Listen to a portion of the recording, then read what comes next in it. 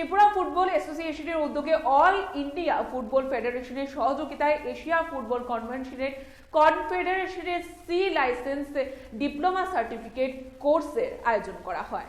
আগরতলা উমাকান্ত মাঠে All India football ফেডারেশনের coach educated Joybrata ঘোষের তত্ত্বাবধানে 11 দিনের এই কোর্সে প্র্যাকটিক্যাল ও থিওরি ক্লাসও করানো হবে বলে জানান All India Football Federation coach.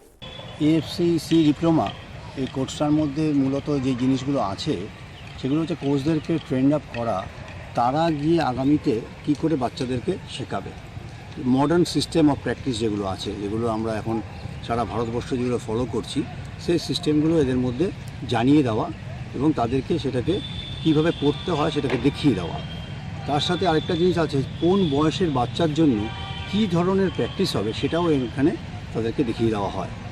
এই সি লাইসেন্স করার পরে তারা 12 থেকে 14 বছর বয়সে বাচ্চাদের জন্য কিভাবে ট্রেনিংটা করবে, কতটা তাদেরকে লোড দেবে, কি প্যাটার্ন অফ প্র্যাকটিস হবে, সেগুলো সব এই সি লাইসেন্সের মধ্যে, সি ডিপ্লোমার মধ্যে শেখানো হয়।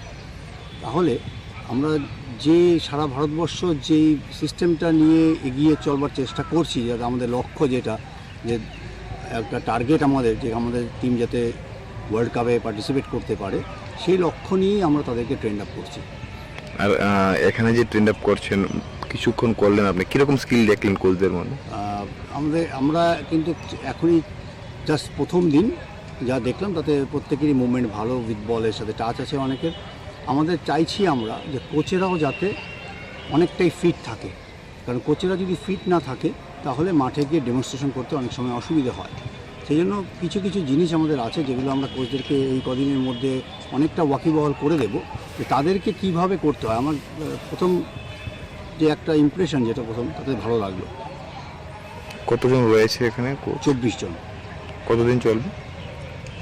কতদিন চলবে এটা ক্যাম্প? কোর্সটা পুরো 11 দিনের কোর্স। স্যার, আপনার ভালো নাম? আমার নাম Joybrata Ghosh. Thank you. Bureau report, Tripura news 8।